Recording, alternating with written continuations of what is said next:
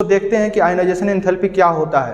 तो जाता है जैसे कि आयनाइजेशन एंथैल्पी को हम आयनाइजेशन एनर्जी और आयनाइजेशन पोटेंशियल से भी जानते हैं। वो आयनाइजेशन एनर्जी होता क्या है एक्चुअली? आयनाइजेशन एनर्जी को हम ऐसे सबसेल में जो आउटर मोस्ट इलेक्ट्रॉन होता है, आउटर मोस्ट इलेक्ट्रॉन, इसको निकालने के लिए मिनिमम एनर्जी का जो रिक्वायरमेंट होता है उसी को आयनाइजेशन एनर्जी कहते हैं। जैसे कि यहाँ पे मिनिमम आयनाइजेशन एनर्जी दी है मिनिमम, तो यहाँ से एक इलेक्ट्रॉन लूज होगा, इसी को अपन बोलते हैं आयनाइजेशन एंथैल्पी और आयनाइजेशन एनर्जी, या फिर इसको ही आयनाइजेशन पोटेंशियल के नाम से जाना जाता है। जो हिंदी मीडियम के बच्चे हैं वो इसको आयनन ऊर्जा या फिर आयनन एंथैल्पी या आयनन विभव के नाम से जानते हैं। तो देखते हैं यहाँ पे इसका डेफिनेशन क्या होता है। Minimum amount of energy required to remove outermost electron और most loosely bounded electron from an isolated gaseous atom in its ground state. तो देखिए, ऐसा नहीं है कि मेटल अगर सॉलिड है, मेटल अगर सॉलिड या ठोस अवस्था में है, तो यहाँ से इलेक्ट्रॉन को जब हम निकालेंगे तब इसको हम ऐसा नहीं कहेंगे कि इस आयनाइजेशन एनर्जी नहीं कहेंगे, क्योंकि यहाँ पे डेफिनेशन में दिया है आइसोलेटेड गैसियस एटम से उसके ग्राउंड स्टेट से अगर इलेक्ट्रॉन को निकालते हैं तो उस ऊर्जा को, जो मिनिमम ऊर्जा हम देते हैं, उसी को आयनाइजेशन एनर्जी कहते हैं। तो सबसे पहले अगर कोई मेटल सॉलिड में है तो इसको सब्लिमेशन एनर्जी दे के इसको मेटल को पहले हम गैसियस में बदलेंगे। गैस में जब मेटल जाएगा तब इसको, जब गैसियस आइसोलेटेड गैसियस मेटल से तब हम इलेक्ट्रॉन को निकालते हैं मिनिमम ऊर्जा देकर। जो मिनिमम एनर्जी देते हैं उसी को आयनाइजेशन एनर्जी बोलते हैं, और यहाँ पे मेटल प्लस और एक इलेक्ट्रॉन बाहर आ जाएगा। तो जो आयनाइजेशन एंथैल्पी है वो आइसोलेटेड गैसियस के ग्राउंड स्टेट से अगर इलेक्ट्रॉन को हम मिनिमम एनर्जी दे करके निकालते हैं उसी को क्या कहते हैं? आयनाइजेशन एंथैल्पी कहते हैं। अब देखते हैं कि आयनाइजेशन एंथैल्पी को प्रभावित कौन कौन से कारक करते हैं। तो फैक्टर अफेक्टिंग आयनाइजेशन एंथैल्पी, तो आयनाइजेशन एंथैल्पी को प्रभावित करने वाले कुछ कारक होते हैं। तो उसमें पहला कारक आता है साइज, एटॉमिक साइज, या फिर इसी को हम बोलते हैं एटॉमिक रेडियस।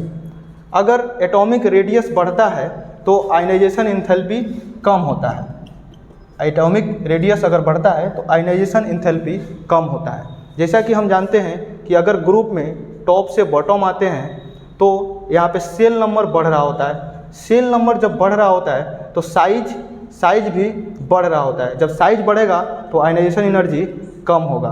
तो जैसे कि आप जानते हैं कि टॉप टू बॉटम अगर ग्रुप में आते हैं तो साइज बढ़ता है तो उसका आयनाइजेशन एंथैल्पी कम होगा। ठीक, दूसरा कारक जो इसको कहते हैं इफेक्टिव न्यूक्लियर चार्ज होता है। दूसरा कारक इफेक्टिव न्यूक्लियर चार्ज होता है, या फिर इफेक्टिव न्यूक्लियर चार्ज को ही अपन जेड इफेक्टिव के नाम से भी जानते हैं। अब एक्चुअली जेड इफेक्टिव क्या होता है? तो आउटर मोस्ट इलेक्ट्रॉन जो होता है नाभिक से एक एट्रैक्शन से जुड़ा होता है। इस एट्रैक्शन को जो न्यूक्लियस और आउटर मोस्ट इलेक्ट्रॉन के बीच में हो रहा है, उस एट्रैक्शन को ये जो शील्डिंग इनर मोस्ट इलेक्ट्रॉन है इसको रिपेल, आउटर मोस्ट इलेक्ट्रॉन को रिपेल करके इस एट्रैक्शन को कम करते हैं। तो कम करने के बाद भी जो एट्रैक्शन बचता है उसी को हम लोग इफेक्टिव न्यूक्लियर चार्ज के नाम से जानते हैं। तो अगर इफेक्टिव न्यूक्लियर चार्ज ENC बढ़ेगा तो हम कह सकते हैं कि आयनाइजेशन एंथैल्पी भी बढ़ेगा। अगर इफेक्टिव न्यूक्लियर चार्ज बढ़ता है तो डायरेक्टली प्रोपोर्शनल होता है क्या? IE के। अगर इफेक्टिव न्यूक्लियर चार्ज बढ़ेगा तो हमारा आयनाइजेशन पोटेंशियल भी बढ़ेगा। अब देखते हैं हम अगला कारक या फैक्टर थर्ड बोलते हैं हम इससे शील्डिंग। जैसा कि अभी हम लोग पढ़ रहे थे, जैसे इफेक्टिव न्यूक्लियर चार्ज देख रहे थे, तो ऐसा न्यूक्लियस से आउटर मोस्ट इलेक्ट्रॉन के बीच में एट्रैक्शन लग रहा था, उसको हम लोग बोले। और उस एट्रैक्शन को कम कौन कर रहा था? इनर मोस्ट के इलेक्ट्रॉन आउटर मोस्ट इलेक्ट्रॉन पे रिपल्सन फोर्स लगा रहे थे, जिसके कारण इसका इफेक्टिव न्यूक्लियर चार्ज थोड़ा वो कम हो रहा होता था। तो जो ये रिपल्सन इनर मोस्ट इलेक्ट्रॉन जब आउटर मोस्ट इलेक्ट्रॉन को रिपेल कर रहे होते हैं, इसी को हम लोग बोलते हैं शील्डिंग इफेक्ट। तो जैसा कि हम जानते हैं कि शील्डिंग जैसे जैसे बढ़ेगा, शील्डिंग अगर इफेक्ट बढ़ता है तो हमारा आयनाइजेशन एनर्जी या आयनाइजेशन पोटेंशियल कम होता है। तो शील्डिंग इन्वर्सली प्रोपोर्शनल होता है आयनाइजेशन पोटेंशियल के। शील्डिंग इन्वर्सली प्रोपोर्शनल होता है आयनाइजेशन पोटेंशियल के। तो अपना एक तीसरा फैक्टर था, थर्ड फैक्टर था। अब फोर्थ फैक्टर देखते हैं। फोर्थ फैक्टर आता है पेनिट्रेशन इफेक्ट। पेनिट्रेशन इफेक्ट क्या होता है? फोर्थ है पेनिट्रेशन इफेक्ट। पेनिट्रेशन इफेक्ट क्या होता है? पेनिट्रेशन इफेक्ट का मतलब होता है कि जैसा कि हम लोग देखते हैं, अगर एक बेरिलियम लेते हैं और बोरोन लेते हैं, इसका इलेक्ट्रॉनिक कॉन्फ़िगरेशन लिखते हैं, तो इसका इलेक्ट्रॉनिक कॉन्फ़िगरेशन होता है 1s2 2s2, और बोरोन का जो होता है बोरोन का इलेक्ट्रॉनिक कॉन्फ़िगरेशन होता है 1s2 2s2 2p1। तो एक्चुअली होता क्या है कि यहाँ पे बोरोन का जो आयनाइजेशन पोटेंशियल होता है, बेरिलियम का जो आयनाइजेशन पोटेंशियल होता है बोरोन के आयनाइजेशन पोटेंशियल से अधिक होता है। जैसा कि हम जानते हैं कि होना तो चाहिए कि बोरोन का आयनाइजेशन पोटेंशियल बेरिलियम का आयनाइजेशन पोटेंशियल से ज़्यादा होना चाहिए, लेकिन ऐसा नहीं होता है। बोरोन का यहाँ पे आयनाइजेशन पोटेंशियल कम होता है बेरिलियम से। ऐसा इसलिए होता है क्योंकि पेनिट्रेशन इफेक्ट लगता है यहाँ पे। अब पेनिट्रेशन इफेक्ट होता क्या है एक्चुअली? तो पेनिट्रेशन इफेक्ट का मतलब है, ऐसा बोला जाता है कि एस सबसेल में इफेक्टिव न्यूक्लियर चार्ज अधिक होता है और पी के कंपेयर में, वैसा ही डी सबसेल का इफेक्टिव न्यूक्लियर चार्ज अधिक होता है एफ ब्लॉक के कंपैरिजन में। तो हम कहते हैं कि यह न्यूक्लियस से ज़्यादा पास में होता है एस ब्लॉक और पी के कंपेयर में। तो इस वजह से यहाँ से इलेक्ट्रॉन निकालने में थोड़ा सा मुश्किलें आ सकती है, लेकिन पी के सबसेल से इलेक्ट्रॉन निकालने में कोई मुश्किल नहीं आएगी। वैसे ही डी में और एफ में होता है। इसके नीचे जब देखें तो बेरिलियम के नीचे आता है मैग्नीशियम और यह बोरोन के नीचे आता है एल्युमिनियम। इसका भी सेम रीजन देंगे, पेनिट्रेशन इफेक्ट के कारण ऐसा होता है। फैक्टर और है जिसके वजह से आयनाइजेशन एंथैल्पी अफेक्ट होता है, तो लास्ट इसको कह सकते हैं वो है हाफ फील्ड या फुल फील्ड कॉन्फ़िगरेशन। अगला है हाफ फील्ड, 5th नंबर पे है हाफ फील्ड या फिर full field configuration. Full field configuration.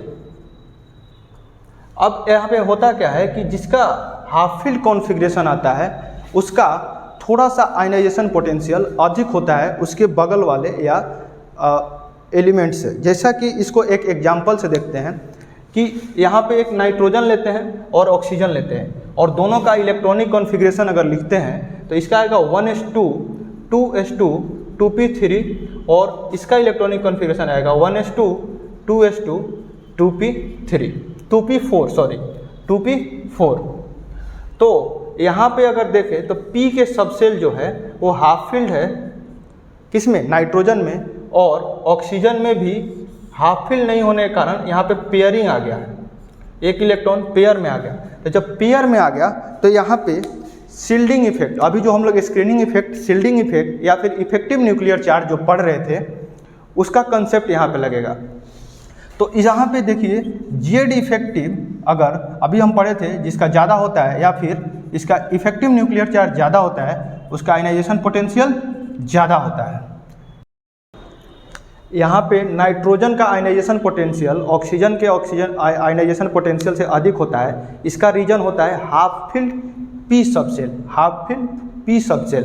इसके वजह से क्या होता है, इसका आयनाइजेशन पोटेंशियल नाइट्रोजन का अधिक होता है ऑक्सीजन से, लेकिन यहाँ ऑक्सीजन का नाइट्रोजन से कम होता है। इसका रीजन दिया गया कि यहाँ पे शील्डिंग इफेक्ट ज़्यादा होता है। ऐसा इसलिए होता है क्योंकि यहाँ पे पेयरिंग होता है, तो शील्डिंग इफेक्ट ज़्यादा होने के कारण इसका आयनाइजेशन पोटेंशियल कम होता है।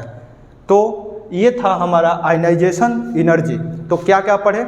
सबसे पहले अपन क्या पढ़े कि अगर आउटर मोस्ट इलेक्ट्रॉन को निकालते हैं, मिनिमम एनर्जी का जो हमें रिक्वायरमेंट होता है उसी को हम क्या बोलते हैं? आयनाइजेशन एंथैल्पी या फिर आयनाइजेशन पोटेंशियल, या फिर उसको एक और नाम से जानते हैं आयनाइजेशन एनर्जी।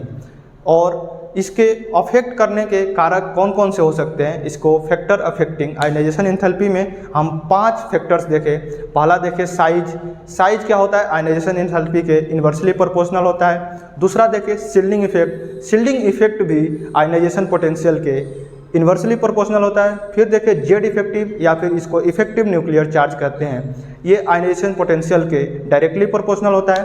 4th नंबर पर देखें पेनिट्रेशन, जिसका पेनिट्रेशन इफेक्ट ज़्यादा होगा उसका आयनाइजेशन पोटेंशियल भी ज़्यादा होगा।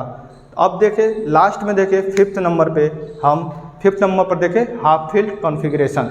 जिसका हाफ फिल कॉन्फ़िगरेशन है उसका आयनाइजेशन पोटेंशियल अधिक होगा। तो और भी वीडियो देखने के लिए हमारे साथ जुड़े। धन्यवाद।